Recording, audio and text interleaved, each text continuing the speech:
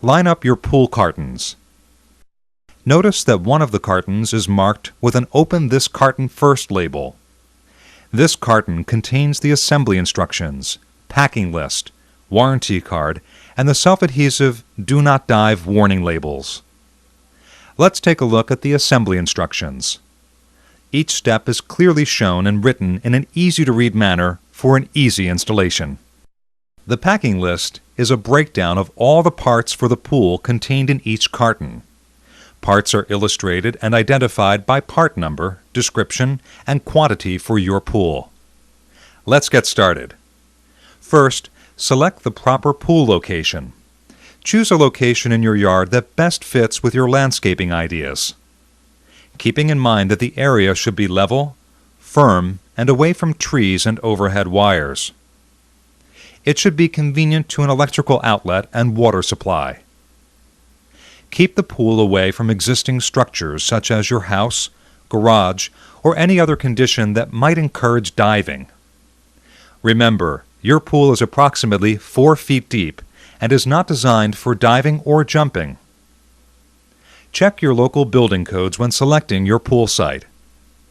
Do not install your pool over any septic tanks or any underground utilities.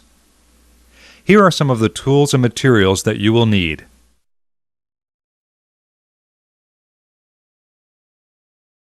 Once you have read the instructions and selected the pool location, it is time to get a friend to help.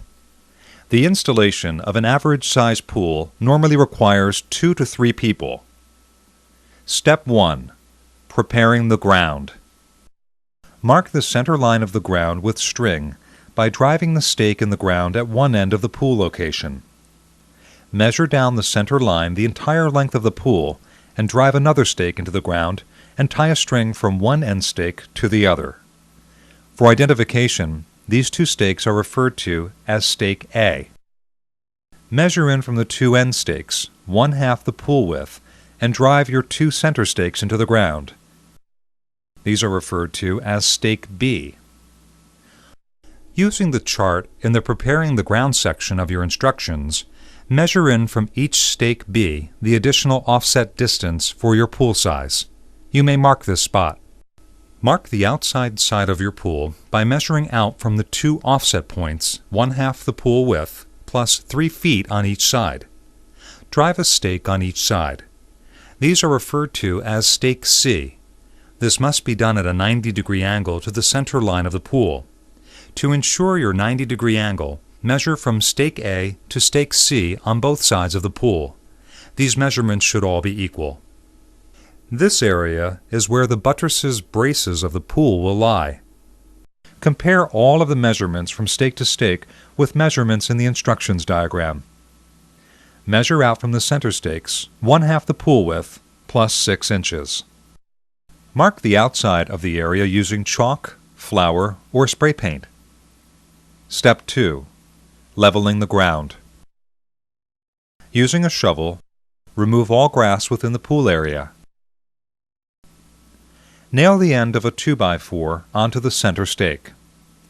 The 2x4 should be long enough to extend from the center stake to the outside of the clearance radius. And with the use of a level on top of the 2x4, work the 2x4 around the pool area in a circular manner, leveling the area as you go along. Repeat this process on the center stake. Do not fill in low areas. Dig away high areas for a solid, firm foundation. Pay special attention to the outer area, as this is where the pool frame will rest. Rake the entire area, removing any sticks, stones, or debris. Step 3. Assembling the bottom straps. Assemble the bottom straps together with the hardware provided. Make sure to insert the hex head bolt from the top, leaving the nut and expose ends of the bolt thread on the bottom of the strap. Bolt on buttress bottom plate and the buttress brace bracket onto the ends of the bottom strap. This time inserting the bolts in from the bottom so that the plates will lay flat onto the patio blocks that will be installed later. Step 4. Bottom rail and strap layout. Lay out the strap assemblies across the width of your pool. The first strap should start on top of the offset line from C to C. The measurement from one strap to another must be 48 inches. Drive a stake in on the edge of the straps to prevent them from moving. Using another stake and a string, make sure that the ends of the straps are even and straight. Form the two end semicircles by sliding the long bottom rail groove facing up into the bottom plates. Leave a 1/16 inch distance between the end of the rail and the rail stop in the bottom plate. Install the short bottom rails groove up on the straight side of the pool. Install the transitions rails at the 4 points connecting the straight side rails to the round rails. Measure out from the 2 center stakes to each plate, making sure that all measurements are equal. Stake the outside of the ring to prevent it from moving while assembling the pool. Install patio blocks under each bottom plate and the outside ends of the strap assembly. Mark the location of each plate and install a patio block by digging down so that the top of the patio block is at ground level.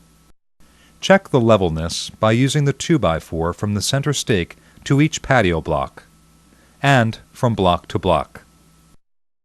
Bring the required amount of pre-washed sand or sifted earth inside the pool area at this time. Do not damage the bottom rail assembly. Step 5. Insert the wall into the bottom rail. Do not attempt to install the wall on a windy day. Unbox the wall on a 4x4 piece of plywood. Determine the location of your filter, as the filter inlet and outlet holes are at the beginning of the wall. Note the "This End Up" label on the wall. At the top is where the filter inlet and outlet holes are scored. Start inserting the wall into the bottom rail in the center of a bottom plate. Continue inserting the wall into the bottom rails all the way around the pool until the wall ends meet. If the wall ends don't meet, don't panic. Simply readjust the rails, spacing evenly in each of the bottom plates, and align the wall ends. A screwdriver can be used to help align the wall ends. Step 6. Closing the wall. There are 2 types of wall closure systems: 4-bar wall closure system and the recessed posi lock system. If your pool wall has the 4-closure bar system, follow these steps. Secure the wall ends together simply by inserting the truss head screws from inside the pool through the holes in both ends of the wall and securing with the serrated flange nut on the outside of the pool. Make sure that all the holes have a screw and nut. Tighten each bolt to 85 inch-pounds. If no torque wrench is available, tighten each nut until snug, then tighten an additional half-turn. Over-tightening the nuts could fracture the bolt and could also result in pool failure. If your pool wall has the recessed posi lock system, follow these steps. Align the recess of the washers with the recess of the wall. One washer is used inside the pool and one on the outside. Secure the wall ends together simply by inserting the truss head screws from inside of the pool through the inside washers, the holes in both ends of the wall, and the outside washers. Secure with the flange nut on the outside of the pool. Make sure that all the holes have a screw, washers, and nut and are tightly secure. Tighten each bolt to 85 inch-pounds. If no torque wrench is available, tighten each nut until snug, then tighten an additional half-turn. Over-tightening the nuts could fracture the bolt and could also result in pool failure. Step 7. Protect your liner. Once the wall is closed and the screws and nuts are tightened securely, cover the screw heads on the inside of the pool with duct tape from the top of the wall to the bottom. If the cutouts for the through-the-wall filter inlet and outlet are not going to be used, tape over the pre-scored area on the inside of the pool. Assemble buttresses. Pre-assemble the buttress brace brackets to buttress post. Attach the buttress post to the buttress bottom plate and secure tightly. Assemble the buttress brace to the bracket on the outside end of the strap and the bracket assembled to the buttress post. Tighten all hardware securely. It is best to install the buttress top plate to the buttress post using one screw at this time to support the wall. Step 9. Recheck your work. Check your measurements by remeasuring from the center of the two center stakes around the semicircle ends, and check that all measurements are equal. Check again that the side of the pool is straight and that the measurement from strap to strap is 48 inches. Step 10. Hold-down sheets. Install the hold-down sheets on the inside of the pool along the straight side. Simply press the lip edge of the sheet into the bottom rail in the same manner as you installed the wall. There should be an approximate space of 12 inches between each hold-down sheet. This will prevent the straight sides of your pool from lifting up. Through-wall skimmer. If the through-the-wall skimmer inlet and outlet holes are to be used, simply break the perforations by using a knife and a hammer. If you have the standard through-the-wall skimmer, cut only the inside square area of the perforations. If you have the wide-mouth through-the-wall skimmer, cut the entire area. Earth mound. Using the pre-washed sand or sifted earth, cover all strap assemblies and hold-down sheets. Build the earth mound around the inside base of the pool wall. Shape the earth mound to reach 8 inches up the wall and 8 inches towards the center of the pool. Evenly spread the remaining sand or earth around the pool floor to eliminate any peaks or valleys in the base. Dampen the sand in the pool base with a hose to prevent it from moving while installing the liner. There are several types of liners available, two of which are the standard overhang liner and the easy hook or J-hook liner. Make sure which type of liner came with your pool and follow the appropriate instructions. Select a site near the pool with enough room to lay out and open up the liner. Inspect the area and remove any sharp objects that may cut or damage the liner. Unbox and unfold the liner to its full open position.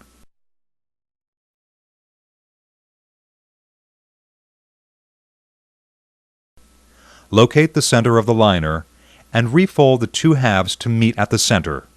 Fold up the liner along the center to allow you to carry it into the pool, keeping the two ends along the center exposed. Place liner into the pool keeping hold of the two ends. Pull the ends of the liner to the opposite ends of the pool in the center. If you have a standard overhang liner, overlap the liner over the wall and temporarily secure it using the plastic edging. If you have an easy hook or J-hook liner, place the hook part of the liner onto the top of the wall around the entire pool. Temporarily place a few of the top rails over the liner and wall for support. Use a soft broom to stretch out the bottom and to make sure that the liner seam is resting totally on the earth mound and not suspended in the air. Continue in this manner all around the pool until the liner has fully opened up and that you are sure the liner is resting on the bottom and not suspended in the air. Wrinkling of the liner may be evident. This in no manner reduces its structural strength. The more you work with the broom on the bottom, the more wrinkles will come out. You can now start filling your pool with water. As the pool is filling, you may keep working on the liner to remove as many wrinkles as possible. Do not forcefully pull the liner once the water has started to be let in, as this may damage the liner. Excess liner material on the outside of the pool may be double folded at this time, by folding the excess material between the wall and the liner, or it can be rolled up once the pool is finished.